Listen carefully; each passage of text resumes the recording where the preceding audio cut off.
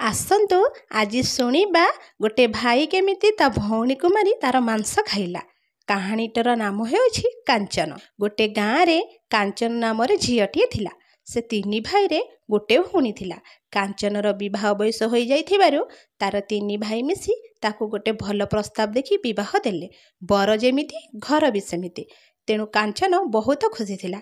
ବାପ ଘରେ ବାପ ବୋଉଙ୍କ ବଦଳରେ ଶାଶୁ ଘରେ ଶାଶୁ ଶ୍ୱଶୁର। ସେମାନେ କାଞ୍ଚନକୁ ନିଜ ଝିଅ ପରି କାଞ୍ଚନର ସବୁ ଭଲ ମନ୍ଦ ବୁଝୁଥିଲେ। କାଞ୍ଚନର ବିବାହିତ ଜୀବନ ବହୁତ ଖୁସିରେ କଟୁଥିଲା। ଥରେ କାଞ୍ଚନ ତା ବାପ ଘରକୁ ବୁଲିବାକୁ ଆସିଥାଏ। ରୋଷେଇ ଘରେ ବସି ଶାଗ କାଟୁଥାଏ। ଶାଗ କାଟୁ କାଟୁ ପନିକିରେ ତାର ହାତ ଟିକେ କଟିଗଲା।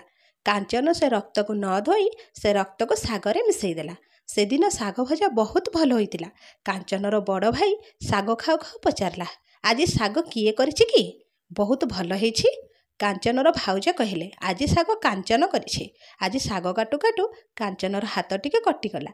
ସେ ରକ୍ତକୁ ସେ ନ ଧୋଇ ଶାଗରେ ମିଶାଇ ଦେଲା। ସେଥିପାଇଁ ବୋଧେ ଶାଗ ଆଜି ଏତେ ଭଲ ହୋଇଛି। ଏକଥା କାଞ୍ଚନର ବଡ଼ ଭାଇ ଶୁଣିଲା। ଆଉ ମନେ ମନେ ଭାବିଲା, ଯଦି କାଞ୍ଚନର ଟିକେ ରକ୍ତ ଶାଗରେ ମିଶିଲାରୁ ଶାଗ ଏତେ ଭଲ ଲାଗୁଛି, ତାହେଲେ କାଞ୍ଚନର ମାଂସ କେତେ ସୁଆଦିଆ ହୋଇନଥିବ। ସେ ନିଜ ମନ କଥା ନିଜ ମନରେ ରଖିଲା। ଠିକ୍ 4 ଦିନ ପରେ କାଞ୍ଚନ ଶାଶୁ ଘରୁ ଖବର ଆସିଲା, କାଞ୍ଚନର ଶ୍ୱଶୁରଙ୍କ ଦେହ ଖରାପ। କାଞ୍ଚନକୁ ଶାଶୁ ଘରକୁ ଫେରି ଯିବାକୁ ହେବ। ସେଥିପାଇଁ ତା ପରଦିନ ସକାଳେ କାଞ୍ଚନ ତା ଶାଶୁ ଘରକୁ ଯିବ ବୋଲି ବାପ ଘର ଠିକ୍ କଲେ। ତା ପରଦିନ ହେଲା। ସବୁ ଭାର ଥୋର ଧରି କାଞ୍ଚନର ବଡ଼ ଭାଇ କାଞ୍ଚନକୁ ତା ଶାଶୁ ଘରକୁ ଛାଡ଼ିବାକୁ ଗଲା। କାଞ୍ଚନ ଆଉ ତା ବଡ଼ ଭାଇ ତା ଶାଶୁ ଘର ଯିବା ବାଟରେ ପଡ଼ିଲା ଗୋଟେ ଘଞ୍ଚ ଜଙ୍ଗଲ। ଜଙ୍ଗଲର ସୁନସାନ ରାସ୍ତାକୁ ବଡ଼ ଭାଇର କାଞ୍ଚନ ମାଂସ ଖାଇବାର ଇଚ୍ଛା। କାଞ୍ଚନର ବଡ଼ ଭାଇ ଗୋଟେ ଧାରୁଆ ଅସ୍ତ୍ରରେ କାଞ୍ଚନକୁ ଆଘାତ କଲା। ସେ ଭୁଲି ଯାଇଥିଲା ତା ମଣିଷ ପଣିଆ। ତାର ଆଘାତରେ କାଞ୍ଚନ ସେଇଠି ମରିଗଲା। ତାପରେ କାଞ୍ଚନକୁ କାଟି ତାର କିଛି ମାଂସ ଘର ପାଇଁ ରଖିଲା। ଆଉ ବାକି ତକ ଗୋଟେ ଗାତ କରି ସେଠି ପୋତି ଦେଇ ଘରକୁ ଫେରି ଆସିଲା। ଘରେ କାଞ୍ଚନ ଶାଶୁଘର କଥା ପଚାରିବାରୁ ସେ ଏଣୁ ତେଣୁ ମିଛ ସତ କହି ସବୁ ଭଲ ବୋଲି କହିଲା।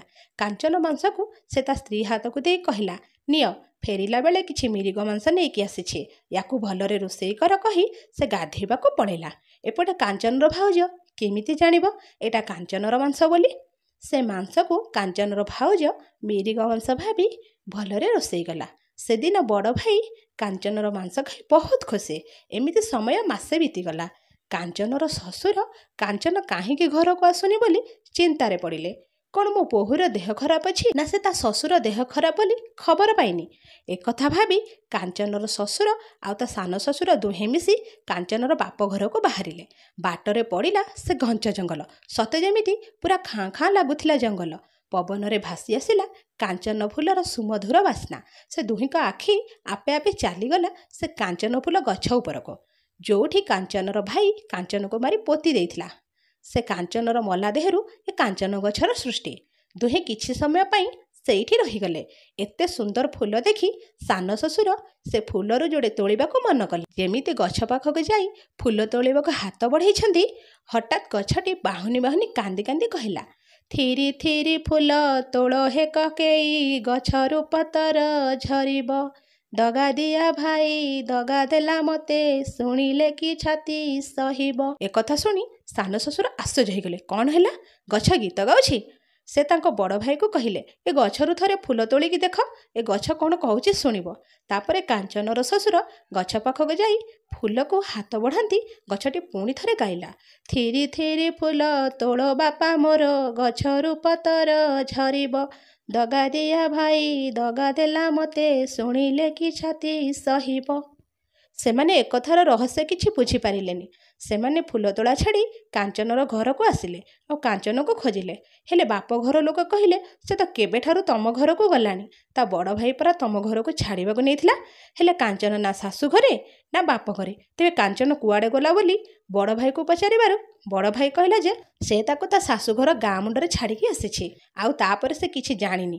ବଡ଼ ଭାଇ ପାଖରୁ ଏକଥା ଶୁଣି କାଞ୍ଚନର ଶ୍ୱଶୁର ମନରେ ଭାରି ସନ୍ଦେହ ହେଲା। ସେ ଜଙ୍ଗଲରୁ ଶୁଣି ଆସିଥିବା କାଞ୍ଚନ ଗଛର କାନ୍ଦଣା ତା ବାପ ଘର ଲୋକଙ୍କୁ କହିଲା। ତାପରେ ସମସ୍ତଙ୍କୁ ସେଇଠି ଡାକି ନେଲେ। ସେଠି ପହଞ୍ଚି ଜଣ ଜଣ କରି ସମସ୍ତେ ସେ କାଞ୍ଚନ ଗଛ ପାଖକୁ ଫୁଲ ତୋଳିବାକୁ ଗଲେ।